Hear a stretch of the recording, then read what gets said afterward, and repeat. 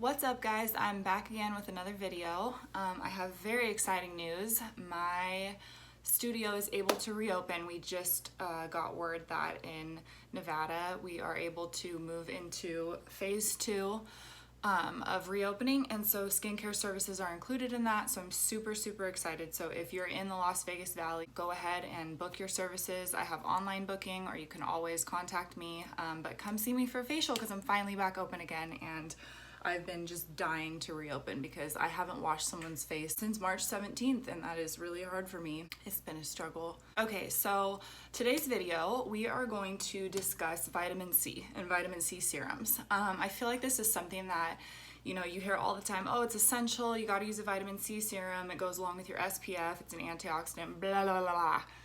There's so much information out there. There's so many different serums out there that you will see.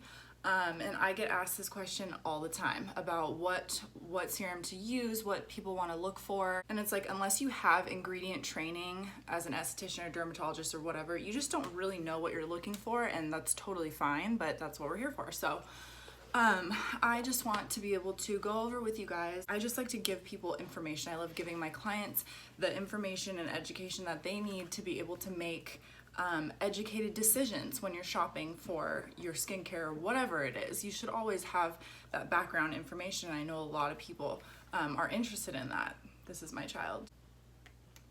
Okay, so this is Libby. I'm talking about things right now. Now she's gonna go to the door. Okay, so when we are discussing vitamin C, the main thing with vitamin C is it's an extremely unstable molecule. Which means it's a very difficult product to formulate correctly.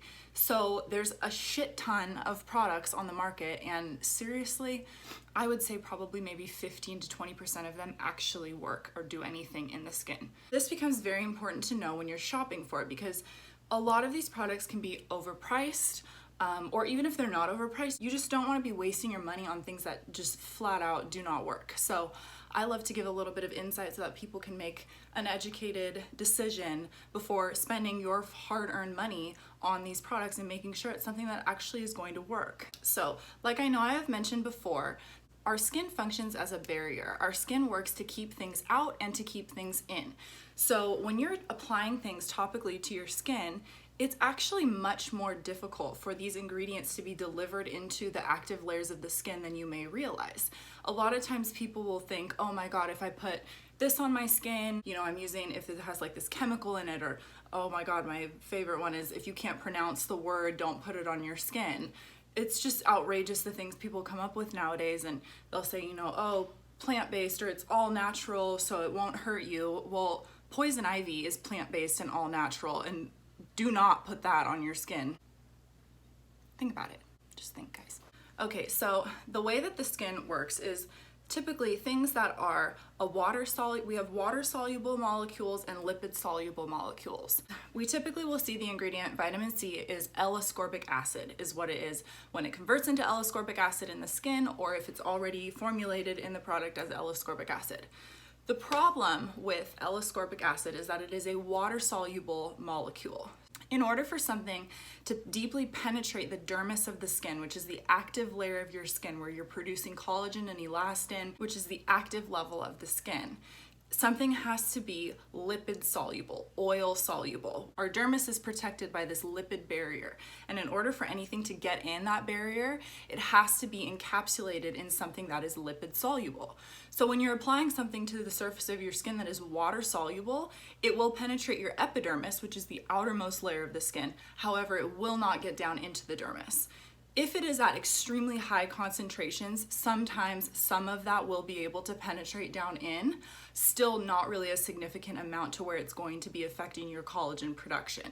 And this is why you will typically see many vitamin C serums, moisturizers, whatever it is, at like a 15 to a 20%, which is good because that means that the higher the percentages, the more it'll get in. Anything below an 8% is not gonna get in. If you see a product that says 5% L-ascorbic acid, just put it back on the shelf. That's not even gonna work. So it typically needs to be higher than an 8%, wouldn't go any higher than like a 20, maybe 25%, because that's just gonna cause a lot of excess irritation to the skin without having any higher efficacy. Another thing with L-ascorbic acid is that it's a very unstable molecule, and it is also highly unstable when it is exposed to UV light or to the air. It oxidizes really quickly. You'll notice that if you have like a vitamin C serum, the part that gets on the outside area of the bottle will turn like a yellow brown color. That's because it oxidizes when it hits the air, and it's therefore not even effective anymore. So packaging is everything. When you're choosing a vitamin C serum, it needs to be in a dark bottle or like completely enclosed in a bottle. If it's in like a clear container, put it down. Vitamin C is also very pH dependent. So, and this goes for pretty much every product that we use. Things have to have the correct pH. They have to be at a low enough pH in order to really penetrate the skin. So it typically needs to be lower than a 3.5 pH for it to be able to deliver those ingredients properly without disrupting the active ingredients in the product. Okay, so there are several different formulations of vitamin C that you will typically find in products. L-ascorbic acid, like I said, is a really common form. And then there's also synthetic derivatives of vitamin C. Things like magnesium ascorbyl phosphate is what you will see, and ascorbyl palmitate is commonly used. Synthetic derivatives of vitamin C tend to be far less irritating to the skin, but then they also tend to be a little bit less effective. But once again, it definitely depends on whatever vehicle they are encapsulated in and the pH and how they're being delivered into the skin. Another one that I'm sure that if you've been following me, I'm sure you've heard me talk about it before, is the formulation of vitamin C that is called tetrahexadecyl ascorbate. I'm sure if you guys are following me, you've heard me talk about it before, and you're probably like, this chick is coming at us with some like Harry Potter shit. So the reason why this formulation is a favorite is because it's a much more stable version of the molecule. It is lipid soluble, so that means it's going to get into the dermis, not just penetrating that top layer. It's gonna actually move down into the dermis of the skin. Plus it is easily transformed into L-ascorbic acid once it gets down into those deeper layers of the skin, which is really important. Tetrahexadecyl ascorbate also stimulates the production of something called glycosaminoglycans. I don't know if you've heard of that before, but glycosaminoglycans are really important for maintaining the structural barrier in the skin. Glycosaminoglycans are basically complex carbohydrates in our connective tissues. They make up our connective tissues and build that strong barrier in our skin, which is essential. They are the chief component in our connective tissues, which is going to create collagen and elastin and the framework for the framework in the dermis of your skin. So a great way that vitamin C works in the skin, if you are getting something that is a pure L-ascorbic acid, the good thing about using straight L-ascorbic acid is its antioxidant properties. It is such a potent antioxidant, and it's essential. We need it in order to protect our skin against environmental damage, against UV damage, pollutants in the air. I mean, I'm talking about things like exhaust from cars. Like, you don't realize how much these things that we are come in contact with every single day affect our skin. They affect our internal organs, they affect our outer organs, they affect everything. And if we don't have that built up protection against them, it's an uphill battle. Another great component of vitamin C is its brightening effects on the skin. So if you have a lot of hyperpigmentation that you're trying to fade, vitamin C will be your best friend.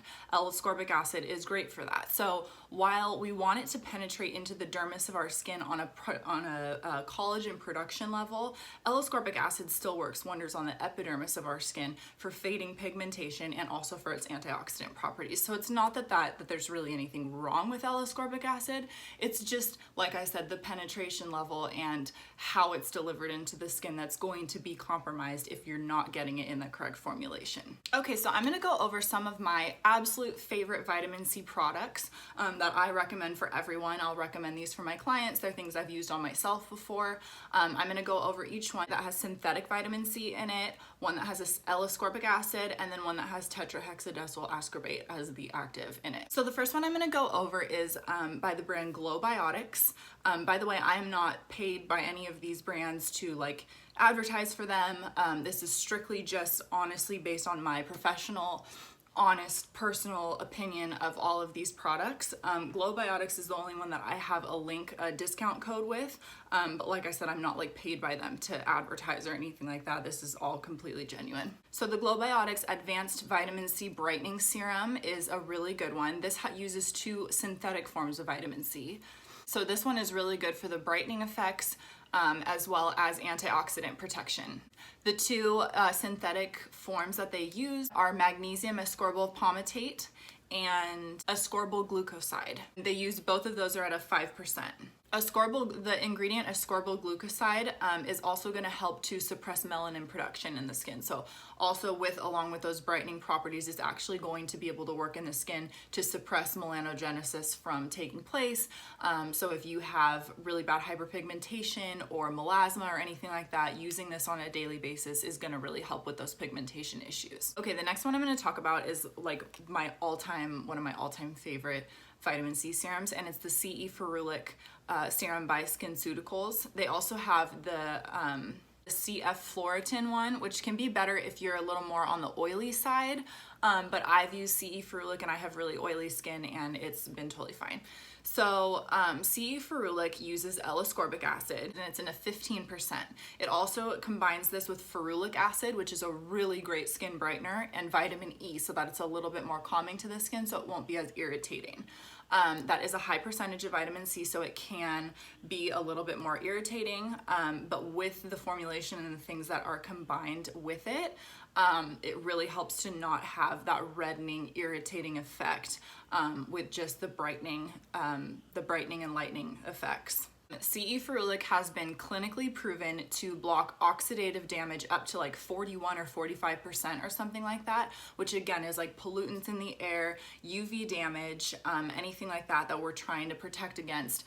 It's such a powerful antioxidant. It works to neutralize free radicals, and it is also at a pH of lower than a 3.5, so the delivery system is great. So 2 that I'm going to talk about that have tetrahexadecyl ascorbate in them are the Image ACE serum. I use this on all my clients at the end of my facials. It smells like oranges and it's just super brightening, moisturizing because it has the vitamin E in it, and it's just a great antioxidant as well.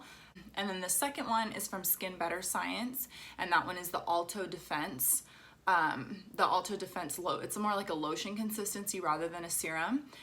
This one is also great, has incredible antioxidant properties, and their packaging completely keeps the product from getting any type of oxidation. The only reason why I don't love the Alto Defense is that I do like to use a vitamin C that is more of a serum consistency, whereas this one is kind of more of like a lotion, just because you do always want to apply your vitamin C serum first. So if you have other thicker products that you're going to be putting on over top of it, you typically want that to be in more of a serum, thinner consistency, since it's going to be the first thing on your skin after you're cleansing. So to kind of summarize everything, obviously vitamin C is very important to use topically on the skin. It's also important to ingest. I take vitamin C every day, to ingest vitamin C every day, just to boost your immune system. This also helps us neutralize free radicals and fight environmental damage to every aspect of our body, and then of course including our skin. And then to apply it topically is very important. Because it is inactivated by sunlight, and it oxidizes in the way that it does, it is crucial that you wear your SPF when you have your vitamin C serum on. So always make sure that you're putting it on in the morning, and then you're always going in with an SPF to make sure that you're both protecting your skin and you're protecting your products, and making sure that you're getting your money's worth, and that that product is not going to be breaking down as soon as you walk outside and hit the sunlight. All right, well, I think that pretty much wraps it up. If you have any questions about vitamin C or about honestly anything skincare related, go ahead and mention in the comments below. You can always message me directly on Instagram about anything that you want me to talk about, make videos about, or even if you just have general questions or you want to come to me for consultation or anything like that. Always don't be shy. Always feel free to hit me up with any questions that you have. So that's it for today's video. Please be sure to give this video a thumbs up if you enjoyed it, and subscribe to my channel so you can see when I put out new videos each week. See you guys in the next one.